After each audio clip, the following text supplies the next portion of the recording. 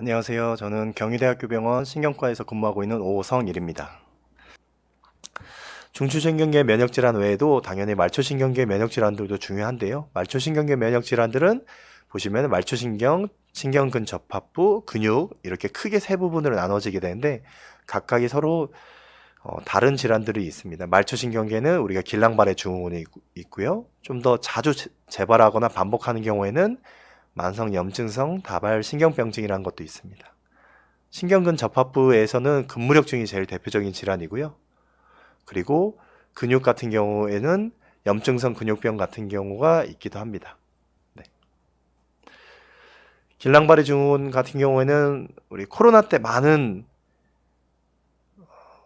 많이들 알게 되셨는데요. 저희가 보통은 어떤 감염 이후에 그리고 급성으로 발생하는 대칭성, 이완성 상행성 위약을 주로 설명을 하게 됩니다. 그러니까 다리부터 시작해서 몸, 그리고 말하거나 삼키거나 이런 것들도 문제가 된다고 하는데 팔다리 마비나 감각 이상, 그리고 연화장애, 안면마비, 복시, 호흡부전, 자율신경계 장애들이 생길 수 있습니다. 이런 길랑발의 증후군 같은 경우에는 옛날에는 20년 전만 해도 한 400명 정도 매년 발생했다면은 지금 현재로서는 2018년도에는 1000명 정도가 발생을 하고 있고 이런 경우에는 사실 1000명 정도니까 거의 한 2배 이상 늘어나게 된 거죠. 최근에 이런 신경면역 질환들이 점점 늘어나는 추세에 맞춰서 이 환자들도 점점 더 늘어나고 있는 것을 밝혀지고 있습니다. 사실 중증 질환이고 중환자실 치료가 25%, 사실 4분의 1이니까 엄청 많은 숫자이고, 그리고 또 안타깝게도 사망하신 분도 5%, 약간 최근에는 좀 더 줄어들 것으로 생각되지만 4% 정도로 매우 높은 중증도가 높은 질환입니다. 6개월 이내에도 80% 정도가 독립보행, 그러니까 저희가 혼자서 걸어 다니거나 지팡이 이런 것들을 포함해서 할 텐데요. 그러니까 20% 정도는 혼자서 걷기가 힘들 정도로 좀 중증 질환이라고 할 수 있는데요.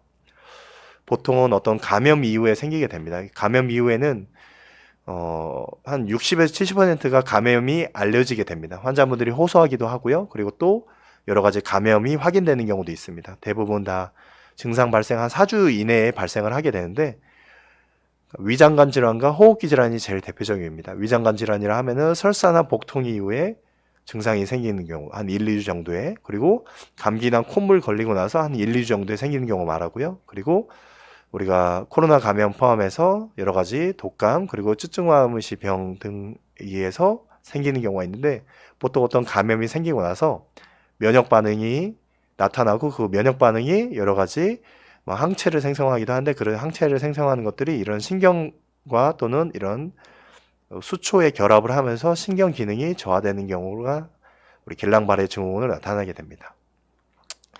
감염 이후에 이렇게 서서히 증상이 나타나게 되고 그 증상이 어느 정도 최고로 나빠지는 점을 거쳐서 그 다음에 이렇게 서서히 회복이 되는데요. 보통 이 최고로 나빠진 시점이 2주 또는 4주 이내에 대부분 다 발생하고 있습니다. 네. 질문이 좀 여러 가지가 있긴 한데요. 제가 중간에 조금 더 그 내용을 좀 진행한 다음에 질문을 받아서 좀 진행하도록 하겠습니다. 네. 이런 식으로 진행을 하게 됩니다. 길랑발의 증후 같은 경우에는 이렇게 검사를 하게 되는데요. 보시면 이렇게 전기자극을 줘서 손이나 팔다리에 전기자극을 주면서 나타나게 되고 이 전기자극의 반응이 이상이 있을 때 어떤 말초신경병으로 우리가 진단을 할 수 있고 그 말초신경병 상태에 따라서 길랑발의 증후군이나 아니면 다른 병인지를 구분을 하게 됩니다. 그리고 뇌척색 검사를 하게 되는데요. 뇌척색 검사 같은 경우에는 단백질 수치가 올라가거나 원래 정상 수준이었는데 올라가거나 아니면은 백혈구 수치가 정상이거나 아주 약하게 좀 올라가는 경우, 그리고 항강글리오시드 항체 같은 경우가 발견이 되는 경우도 역시 진단을 할 수 있습니다. 치료는 아까 좀 전에 설명드렸던 거랑 비슷하시죠? 면역글로불린, 정맥주사나 아니면 혈장교환술 이 두 가지 중에 하나를 주로 우리나라에서는 하고 있습니다.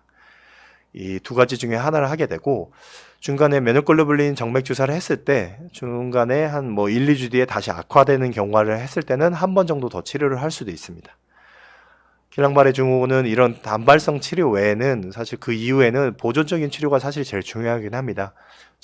팔다리 힘 빠졌으니까 재활 치료 하셔야 되죠. 그리고 인공호흡기를 쓰면은 인공호흡기 치료를 해서 중환자실 치료를 하는 경우도 있고요. 어쩔 수 없이 삼키기가 너무 힘든 분들은 우리가 콧줄이라고 하죠. 여기에 콧줄 연결해서 경관 영양을 하거나 아니면은 오랫동안 누워 계신 분들은 욕창 방지나 혈전증 예방 등을 하고 있습니다. 이런 경우 외에도 우리가 2개월 이상 걸쳐서 좀 진행을 하는 경우가 있는데, 길랑발에는 보통 한 1개월 정도만 진행을 하고 그다음부터는 대부분 호전의 경과를 보이는데, 2개월 이상 걸쳐서 또는 2개월 또는 그 이후에 3, 4개월 그 이후에 또 재발을 하는 경우가 우리가 사실 만성 염증성 탈수초성 다발신경병증, 우리가 CIDP라고 하는데요. 이런 경우는 재발과 그리고 호전을 반복하는 경과를 보이고 길랑발해보다는 한 4분의 1, 5분의 1 정도로 적게 나타납니다. 이런 경우는 사실 길랑발해 증후군 같은 경우에는 단발성 치료로 그 이후부터는 면역 치료를 필요하지 않습니다. 보시면은 보통 스테로이드나 또는 뭐 면역 글로불린 그리고 혈장 교환술을 먼저 하게 되는데, 이 치료 이후에는 길랑발해 증후군에서는 더 이상 치료를 안 하는데 이렇게 면역 억제제를 장기적으로 쓰게 되기 때문에 이런 것들은 좀 구분을 필요할 수 있습니다.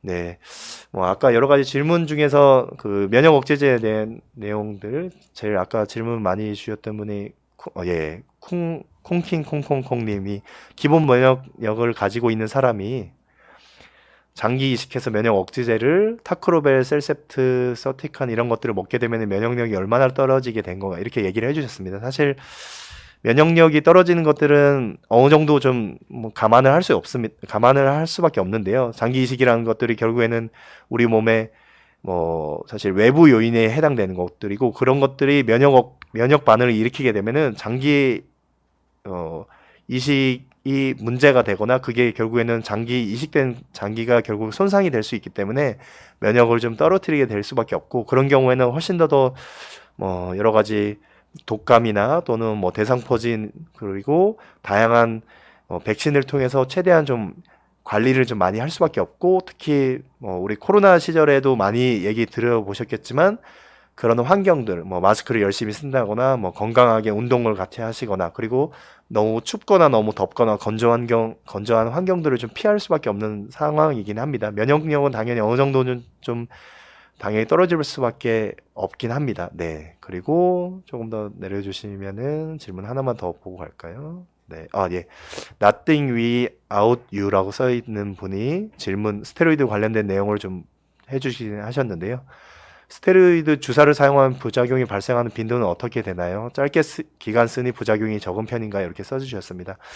사실 뭐 스테로이드 주사를 쓰게 되면 부작용은 사실 퍼센트나 이런 것들을 제가 정확히 기억은 나진 않습니다만 환자분들께 설명을 드립니다. 일단 스테로이드를 쓰게 되면은 제일 대표적으로는 위장장애, 뭐 속이 쓰리거나 아니면 속이 메스껍거나 이런 내용들을 설명드리고, 주사를 보통 한 3에서 5일 정도 또는 뭐 경우에 따라서는 조금 더 길게 7일이나 뭐 일주일 정도 쓰는 분들이 있는데요. 그런 식으로 좀 설명드리고, 그리고 뭐 얼굴이 붓거나 또는 어떤 분들은 뭐 그 입원 중인 경우가 많은데 좀 잠이 잘 안 온다거나 이런 식으로 좀 설명을 많이 하고요. 좀 짧은 기간 쓰는 경우에는 다행히 뭐 부작용을 좀 덜 할 수 있지만, 장기간 쓰는 경우에는 사실 부작용들을 좀 더 많이 설명을 드리긴 합니다. 뭐 그 위장장애나 뭐 경우에 따라서는 피부가 좀 약해지는 경우, 그리고 좀 멍이 좀 잘 들거나 아니면은 뭐 혈당이 좀 오른다거나 혈압이 조금 오른다거나 그리고 좀 장기적으로 좀 오래 쓰면은 뭐 면역력이나 이런 것들이 좀 떨어지기 때문에 뭐 감기나 이런 뭐 자잘한 감염들 같은 거를 좀 더 잘 걸릴 수 있다고 좀 설명드리고, 그리고 좀 고령이신 분들은 골다공증 얘기를 같이 좀 설명드려서 골다공증 약을 먹거나 아니면 검사를 받도록 설명드리고 있습니다. 네. 그리고 네. 그 이승현 님이라고 여기 그 채팅에 오신 분 한 분 계시는데요. 다른 자가 면역 질환이 있는 사람은 신경 면역 질환이 올 수 있나라고 써 있는데요. 아까 말씀드렸던 자가 면역 질환들 중에 사실 저희 신경과가 류마티스 내과 질환들이랑 같이 연결되는 경우 엄청 많습니다. 아까 시신경 척수염 같은 경우에는 저희가 검사를 할 때 루푸스가 있는지 또는 뭐 쉐그렌병이라고 해서 눈 마름이나 입 마름이 생기는 병이 있는데요. 그런 병이 있는지를 같이 좀 검사를 같이 하고, 경우에 따라서는 우리가 배체병으로 오인되는 경우도 있기 때문에 배체병도 같이 검사를 하고 있고, 그리고 뭐 일부 환자들에서는 뭐 피부 질환으로서 건선이나 또는 뭐 크론병이 있는 환자들 중에서 만성 염증성 말초신경병이 생길 수도 있기 때문에 그런 병력들을 물어보고 혈액 검사에서 항체 검사들 이런 것들을 같이 하기도 합니다. 사실 어쩔 수 없이 뭐 그쪽 그 류마티스 내과나 다른 내과 선생님들이 볼 때도 저희 질환들이 없는지를 확인하고 저희도 역시 그런 질환들을 같이 확인을 하는데 그렇게 중복되는 질환이 있을 때는 사실 단일 질환에 비해서는 좀 더 까다롭기도 하고 당연히 어쩔 수 없이 좀 더 예후가 좀 안 좋은 경우도 많습니다. 네. 그리고 뭐 다음에 좀 더 이어가서 질문을 좀 더 받도록 하겠습니다. 네. 이렇게 이런 만성 염증성 탈수초성 다발신경병증이란 병도 이렇게 좀 계속해서 재발이 되면은 그렇게 생길 수도 있습니다.